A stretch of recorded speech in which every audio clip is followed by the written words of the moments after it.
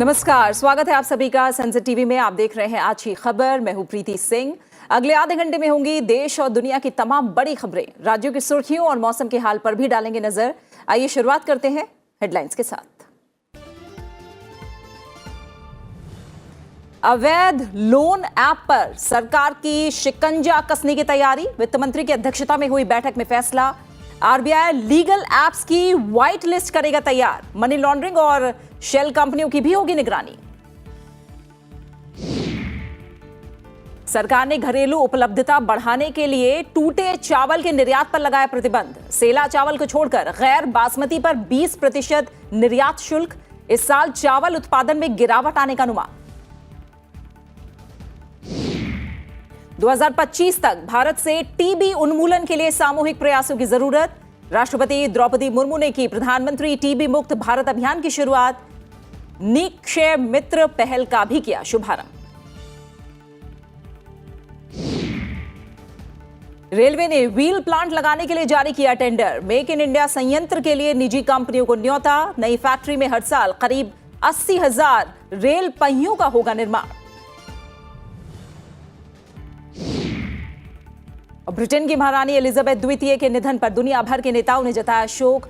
श्रद्धांजलि देने के लिए ब्रिटिश संसद का 2 दिवसीय विशेष सत्र। भारत में 11 सितंबर को राजकीय शोक का ऐलान।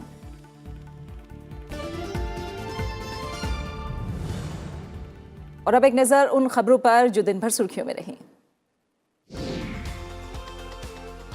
संसदीय राजभाषा समिति के अध्यक्ष और केंद्रीय गृह मंत्री अमित शाह और समिति के सदस्यों ने राष्ट्रपति भवन में राष्ट्रपति द्रौपदी मुर्मू से मुलाकात की।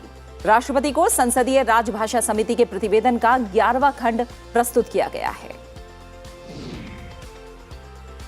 प्रधानमंत्री कल केंद्र राज्य विज्ञान सम्मेलन का उद्घाटन करेंगे। इसका मकसद एक मजबूत विज्ञान, प्रौद्योगिकी और इनोवेशन इकोसिस्टम का निर्माण करना है। विदेश मंत्री एस जयशंकर और रक्षा मंत्री राजनाथ सिंह ने जापान के प्रधानमंत्री फुमियो किशिदा से मुलाकात की। इस दौरान क्षेत्र में शांति और स्थिरता सुनिश्चित करने के लिए दोनों देशों के हितों और नीतियों के निकट समन्वय की महत्ता को रेखांकित किया गया। विदेश मंत्री एस जयशंकर शनिवार से सऊदी अरब की 3 दिवसीय यात्रा पर जाएंगे, जहां वो दोनों देशों के बीच संबंधों को और मजबूत करने के तरीकों पर चर्चा करेंगे। WHO दक्षिण पूर्व एशिया की क्षेत्रीय समिति की बैठक में स्वास्थ्य प्रणालियों को मजबूत करने का संकल्प लिया गया है। बैठक में कमजोर आबादी की पहचान करके उनकी स्वास्थ्य जरूरतों को पूरा करने पर जोर देने पर बातचीत हुई।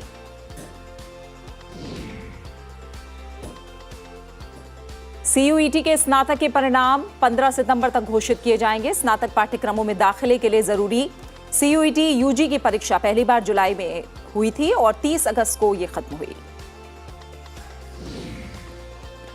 देश में कोरोना वायरस संक्रमण के इलाज करा रहे मरीजों की संख्या घटकर 49,636 हो गई है। पिछले 24 घंटों में कोरोना वायरस संक्रमण के 6,093 नए मामले सामने आए हैं। आंध्र प्रदेश में कृष्णा नदी में पानी की मात्रा 4 लाख क्यूसेक तक पहुंचने के बाद प्रकाशम बैराज में पहले स्तर की चेतावनी जारी की गई है। पानी की बढ़ती मात्रा के मद्देनजर सरकारी तंत्र को तैयार रहने का निर्देश दिया गया है। वैश्विक ऊर्जा दामों में वृद्धि के बीच यूरोपीय संघ ने ऊर्जा के दामों को नियंत्रण में रखने के लिए कोशिशें तेज कर दी हैं। संघ के 27 सदस्य देशों ने आपात बैठक में विभिन्न प्रस्तावों पर विचार किया। इस पर जल्द सहमति की उम्मीद है। ओलंपिक स्वर्ण पदक विजेता नीरज चोपड़ा ने ज्यूरिख में प्रतिष्ठित डायमंड लीग फाइनल्स का खिताब जीतकर एक और ऐतिहासिक उपलब्धि हासिल की है। नीरज चोपड़ा यह खिताब जीतने वाले पहले भारतीय एथलीट हैं।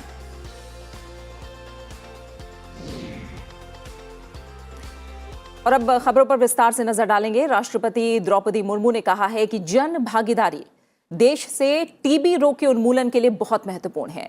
उन्होंने देश से 2025 तक टीबी उन्मूलन के मिशन को गति देने के लिए प्रधानमंत्री टीबी मुक्त भारत अभियान का आज वर्चुअली शुभारंभ किया। इस मौके पर राष्ट्रपति ने कहा कि आयुष्मान भारत योजना के तहत टीबी के उन्मूलन की दिशा में कार्य करने के लिए आरोग्य केंद्रों को विशेष रूप से तैयार किया गया है। राष्ट्रपति ने टीबी के उन्मूलन की सफलता में जनप्रतिनिधियों की भूमिका के महत्व पर जोर दिया। उन्होंने लोगों से कहा कि बिना संकोच के टीबी का जल्द पता लगाने और इसका उन्मूलन करने में सहायता के लिए आगे आए। हम सबको ये संकल्प लेना चाहिए कि युद्ध स्तर पर कार्य करते हुए टीबी उन्मूलन से जुड़ी सभी लोग वर्ष 2025 तक प्रधानमंत्री टीबी मुक्त भारत अभियान के लक्ष्य को अवश्य प्राप्त करेंगे। इस अवसर पर राष्ट्रपति द्रौपदी मुर्मू ने निक्षय 2.0 पहल का भी शुभारंभ किया। इसकी शुरुआत की। निक्षय मित्र पहल टीबी की बीमारी को समाप्त करने के लिए सामुदायिक समर्थन जुटाने की परिकल्पना पर आधारित है। निक्षय वेब पोर्टल है जो उपचाराधीन यानी इलाज करा रहे टीबी मरीजों को विभिन्न प्रकार का समर्थन उपलब्ध कराने के इच्छुक दानदाताओं के लिए एक मंच उपलब्ध कराता है। कर्ज देने वाले अवैध ऐप पर सरकार शिकंजा कसने जा रही है और इनकी पहचान करके इन पर पाबंदी लगाई जाएगी। केंद्रीय वित्त मंत्री निर्मला सीतारमण की अध्यक्षता में हुई बैठक में नियमित बैंकिंग चैनलों से बाहर अवैध लोन ऐप से जुड़े अलग अलग मुद्दों पर चर्चा के बाद कई अहम फैसले लिए गए हैं। बैठक में अवैध लोन ऐप और उनकी जबरन वसूली के तरीकों पर चिंता जताई गई है। इसके अलावा इन ऐप की ओर से मनी लॉन्ड्रिंग, कर चोरी, डेटा उल्लंघन, अनियमित भुगतान, एग्रीगेटरों, शेल कंपनियों के दुरुपयोग पर चर्चा हुई। बैठक में कुछ अहम निर्णय लिए गए हैं। आरबीआई ने सभी वैध ऐप का श्वेत सूची यानी एक व्हाइट लिस्ट तैयार करने की भी बात कही है और इसकी लिस्ट जल्द तैयार होगी। इलेक्ट्रॉनिक्स और सूचना प्रौद्योगिकी मंत्रालय यह सुनिश्चित करेगा कि ऐप स्टोरों पर केवल ऐसे व्हाइट लिस्ट वाले ऐप ही होस्ट किए जाएं। आरबीआई मनी लॉन्ड्रिंग में इस्तेमाल होने वाले खातों की निगरानी करेगा और शेल वित्तीय कंपनियों की समीक्षा करेगा। आरबीआई ये भी सुनिश्चित करेगा कि एक समय सीमा के अंदर भुगतान एग्रीगेटर का पंजीकरण हो और उसके बाद किसी भी गैर पंजीकृत भुगतान एग्रीगेटर को काम करने की इजाजत ना दी जाए। कॉर्पोरेट कार्य मंत्रालय शेल कंपनियों को चिन्हित करेगा और दुरुपयोग को रोकने के लिए उनका पंजीकरण समाप्त करेगा। उपभोक्ताओं, बैंक कर्मचारियों, कानून प्रवर्तन एजेंसियों और अन्य हितधारकों के लिए साइबर जागरूकता में वृद्धि के उपाय किए जाएंगे। ऐसे अवैध लोन ऐप के संचालनों को रोकने के लिए सभी मंत्रालय और एजेंसियां जरूरी कदम उठाएंगी। गैर बासमती चावल के निर्यात पर 20% सीमा शुल्क लगाने के बाद सरकार ने घरेलू उपलब्धता बढ़ाने के मकसद से टुकड़ा चावल के निर्यात पर प्रतिबंध लगा दिया है। इससे जुड़ी अधिसूचना आज से प्रभावी हो गई है। चीन के बाद चावल उत्पादन में भारत का दूसरा स्थान है। भारत चावल के वैश्विक व्यापार में 40% की हिस्सेदारी रखता है। मौजूदा वित्तीय वर्ष में टूटे चावल के निर्यात में 42 गुना वृद्धि देखी गई है। इससे पहले सरकार ने उसना चावल को छोड़कर गैर बासमती चावल पर 20% का निर्यात शुल्क लगा दिया है। चालू खरीफ सत्र में धान फसल का रकबा काफी घट गया है। ऐसे में घरेलू आपूर्ति बढ़ाने के लिए सरकार ने एक कदम उठाया है। राजस्व विभाग की अधिसूचना के मुताबिक धान के रूप में चावल और ब्राउन राइस पर 20% का निर्यात शुल्क लगाया गया है। यह निर्यात शुल्क 9 सितंबर से लागू होगा। देश के कुछ राज्यों में बारिश कम होने की वजह से धान का बुआई क्षेत्र घटा है। Export in last 4 years of the broken rice, then 4-year scenario, not these 4 months, but the entire year. Also, it is more than 300%. From 12 lakh metric ton, it's almost touching 40 lakh metric ton last year.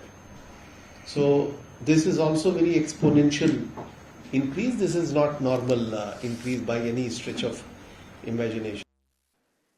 Railway ने पहिया कारखाना लगाने के लिए निविदा जारी की है, जहां हर साल कम से कम 80,000 रेल पहियों का विनिर्माण किया जाएगा। साथ ही रेल पहियों का निर्यातक बनने के लिए खाका तैयार किया गया है।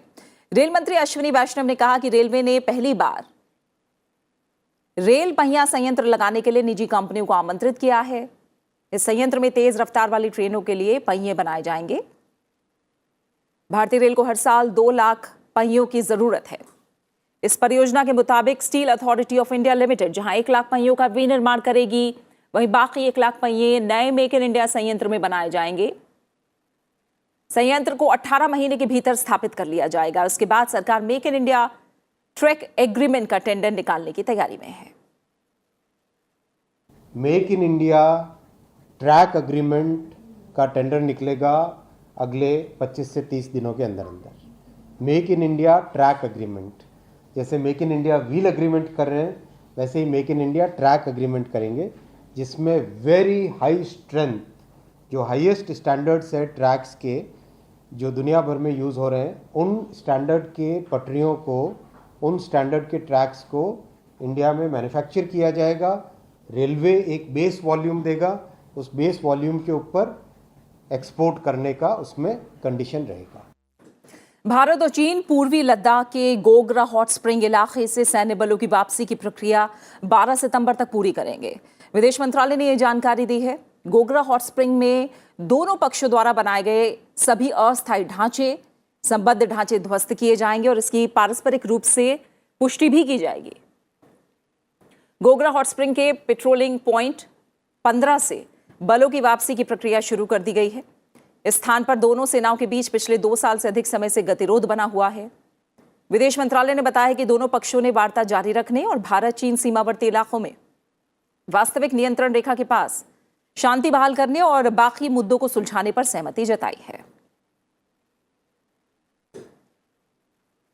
उच्चतम न्यायालय ने उपासना स्थल विशेष प्रावधान अधिनियम 1991 के कुछ प्रावधानों के खिलाफ दायर याचिका पर केंद्र सरकार से जवाब मांगा है। कोर्ट ने जवाब दाखिल करने के लिए 2 हफ्ते का समय दिया है। इस कानून में किसी भी धार्मिक स्थल की 15 अगस्त 1947 की स्थिति में बदलाव या किसी धार्मिक स्थल के मालिकाना हक हासिल करने के लिए मुकदमा दर्ज कराने पर रोक है।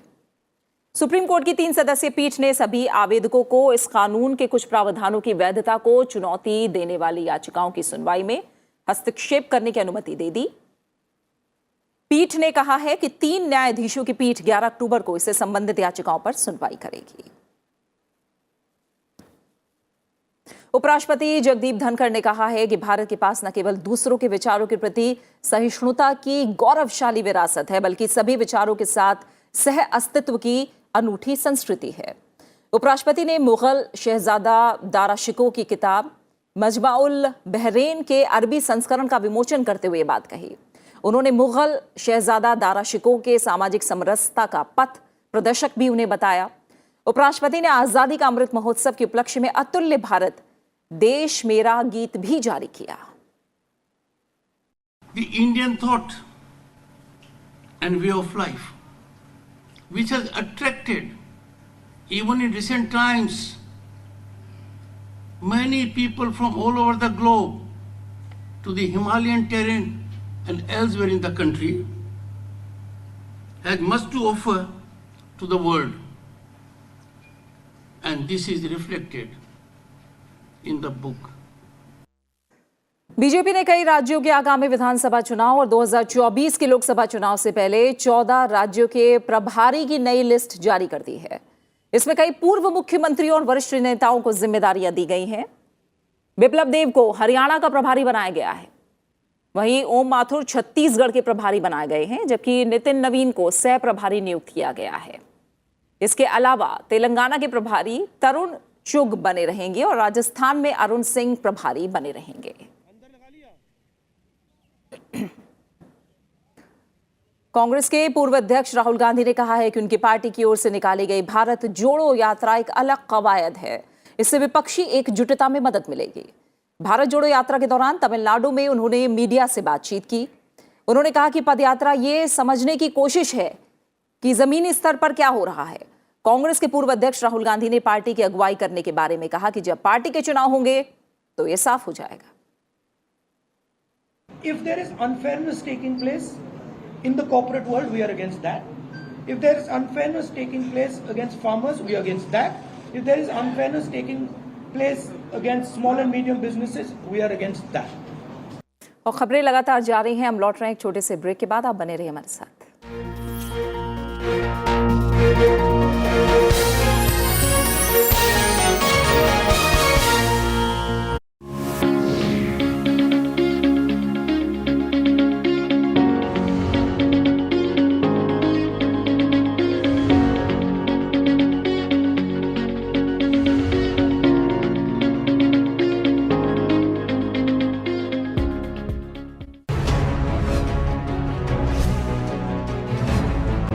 We will take a closer look at India's multifaceted ties with Bangladesh. Independent Bangladesh's relation is based on a shared, history of our liberation war. What more can be done to boost trade and investment? Trade, business and investment within two countries has, I think, reached to a level where with this particular structure and mechanism, we can't go to the second layer.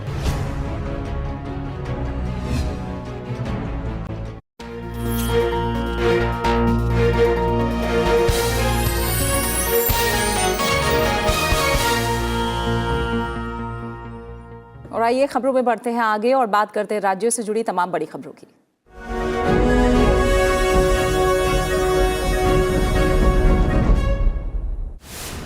BJP के राष्ट्रीय अध्यक्ष जगत प्रकाश नड्डा 4 दिवसीय छत्तीसगढ़ दौरे पर हैं। JP Nadda यहां road show करते हुए बीजेपी कार्यालय एकात्म परिसर पहुंचे। जम्मू कश्मीर के उपराज्यपाल मनोज सिन्हा ने सैयद कमर उद दीन बुखारी के उर्स के मौके पर आयोजित शिकारा रैली को हरी झंडी दिखाई। रैली श्रीनगर से गांदरबल तक आयोजित की गई है। उत्तर प्रदेश के मुख्यमंत्री योगी आदित्यनाथ ने जौनपुर में Umanath Singh autonomous state medical college और सीवेज ट्रीटमेंट प्लांट के निर्माणाधीन भवन का निरीक्षण किया। साथ ही विभिन्न विकास परियोजनाओं का उद्घाटन भी किया। राजस्थान सरकार ने शहरी इलाकों में जरूरतमंद परिवारों को साल में कम से कम 100 दिन का रोजगार मुहैया कराने की महत्वाकांक्षी योजना शुरू की है। मुख्यमंत्री ने कहा कि इससे शहरी क्षेत्र में निवास करने वालों को मदद मिलेगी। हरियाणा के मुख्यमंत्री मनोहर लाल खट्टर की अध्यक्षता में उच्च शिक्षा परिषद की बैठक हुई, जिसमें प्रदेश के कॉलेजों में जल्दी 1535 शिक्षकों की भर्ती का फैसला लिया गया। सुप्रीम कोर्ट ने उत्तरी गोवा के अंजुना में कर्लीज रेस्टोरेंट का एक हिस्सा ढहाए जाने पर रोक लगा दी है। ये रेस्टोरेंट बीजेपी नेता सोनाली फोगाट की मौत के बाद हाल ही में सुर्खियों में आया था। हिमाचल प्रदेश के कुल्लू जिले में माउंट अली रत्नी टिब्बा की चढ़ाई करने वाले पश्चिम बंगाल के 4 पर्वतारोही लापता हो गए हैं। राज्य के आपदा प्रबंधन अधिकारी ने यह जानकारी दी है। केदारनाथ धाम की यात्रा ने सभी रिकॉर्ड तोड़ दिए हैं। इस बार महज 126 दिन में 11 लाख से ज्यादा तीर्थयात्रियों ने बाबा केदारनाथ के दर्शन किए।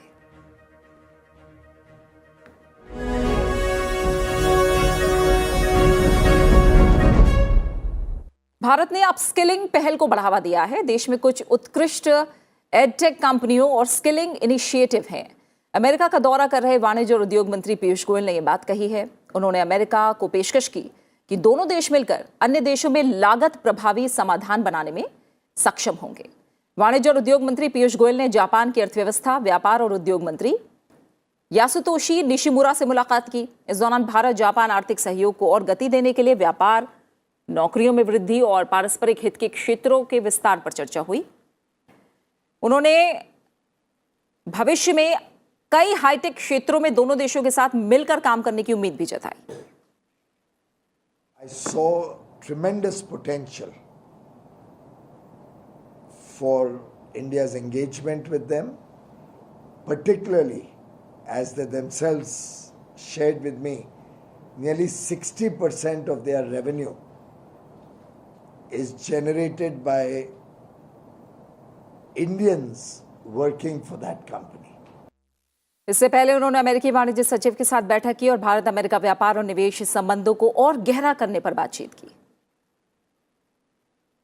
केंद्रीय मंत्री लॉस एंजल्स में संयुक्त राज्य व्यापार प्रतिनिधि कैथरीन ताई से भी मिले। उन्होंने स्वतंत्र और समावेशी इंडो पैसिफिक के लिए भारत की प्रतिबद्धता को दोहराया है।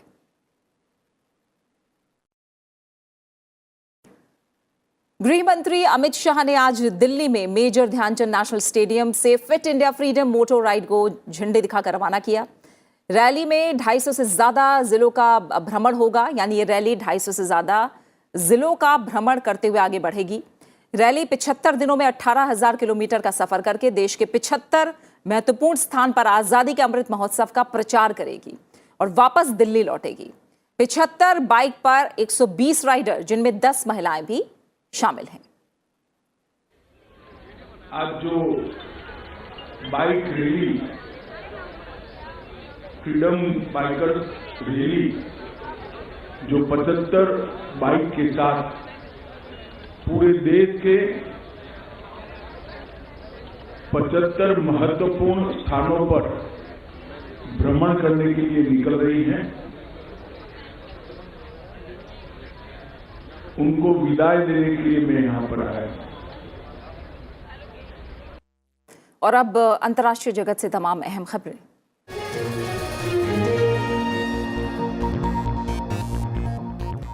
ब्रिटेन में सबसे लंबे समय तक राज करने वाली महारानी एलिजाबेथ द्वितीय के निधन पर उनके सम्मान में भारत में 11 सितंबर को एक दिन का राजकीय शोक रखा जाएगा। इस दिन राष्ट्रीय ध्वज आधे झुके रहेंगे। महारानी एलिजाबेथ द्वितीय ने ब्रिटेन पर 70 साल तक शासन किया। उनके निधन के साथ ही ब्रिटेन के इतिहास में किसी शासक के सबसे लंबे समय तक किए गए शासन का अंत हो गया है। महारानी 1952 में गद्दी पर बैठी थी और वो अभूतपूर्व सामाजिक परिवर्तन की गवाह रहीं। उनके निधन के बाद उनके सबसे बड़े बेटे और उत्तराधिकारी चार्ल्स 14 राष्ट्रमंडल क्षेत्रों के प्रमुख के रूप में अंतिम संस्कार और श्रद्धांजलि कार्यक्रम का नेतृत्व करेंगे। महारानी का पूरे राजकीय सम्मान के साथ अंतिम संस्कार किया जाएगा। ब्रिटेन की नवनियुक्त प्रधानमंत्री लिज ट्रस ने संसद के विशेष सत्र की शुरुआत में महारानी को श्रद्धांजलि अर्पित की। लिज ट्रस ने महारानी के संबंध में अपनी यादें साझा करते हुए कहा कि हम सभी गहरी पीड़ा में हैं। देश और दुनिया के लिए एक बड़ा झटका है। We are all devastated by the news that we have just heard from Balmoral. The death of Her Majesty the Queen is a huge shock to the nation and to the world. Queen Elizabeth II was the rock on which modern Britain was built. Our country has grown and flourished under her reign. Britain is the great country it is today because of her. She ascended the throne just after the Second World War. She championed the development of the Commonwealth. Britain की महारानी Elizabeth द्वितीय के निधन पर दुनिया भर के नेताओं ने शोक जताते हुए भावभीनी श्रद्धांजलि दी है। अमेरिका के राष्ट्रपति जो बाइडेन ने 1982 में महारानी के साथ अपनी पहली मुलाकात और 2021 में ब्रिटेन यात्रा के दौरान महारानी की मेजबानी को याद किया। वहीं संयुक्त राष्ट्र के महासचिव एंटोनियो गुतरेस ने कहा कि महारानी एलिजाबेथ द्वितीय के निधन से वो बहुत दुखी हैं। प्रधानमंत्री नरेंद्र मोदी ने कहा है कि महारानी एलिजाबेथ द्वितीय सार्वजनिक जीवन में गरिमा और शालीनता की प्रतिमूर्ति रही हैं और प्रधानमंत्री ने उनके साथ 2015 और 2018 में हुई यादगार मुलाकातों को याद किया। संयुक्त राष्ट्र के महासचिव एंटोनियो गुतरेस ने दुनिया से पाकिस्तान की मदद करने की अपील की है। गुतरेस एकजुटता दिखाने के लिए 2 दिवसीय पाकिस्तान दौरे पर हैं। एंटोनियो गुतरेस ने कहा है कि जलवायु परिवर्तन में बाढ़ प्रभावित पाकिस्तान की भूमिका बहुत कम है, लेकिन वो उसके दुष्परिणामों में सबसे अधिक प्रभावित देशों में से एक है। उन्होंने विकसित देशों से उत्सर्जन में भारी कटौती करने और संकट की स्थिति से उबरने में पाकिस्तान जैसे जरूरतमंद देशों की मदद करने का आह्वान किया है, अपील की है। इस सैलाब में जून से करीब 1350 लोगों की मौत हो चुकी है और 3.25 करोड़ से ज्यादा लोग प्रभावित हुए हैं। पाकिस्तान का करीब 1/3 हिस्सा पानी में डूबा हुआ है। हजारों लोग बेघर हो गए हैं। बाढ़ के कारण $10 अरब से ज्यादा का आर्थिक नुकसान हुआ है।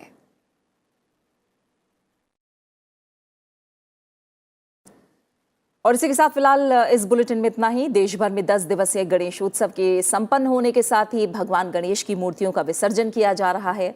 जाते जाते आपको छोड़ जाते हैं इसी की कुछ तस्वीरों के साथ। आप अपना अच्छे से ख्याल रखिए। फिलहाल मुझे दीजिए इजाजत। नमस्कार।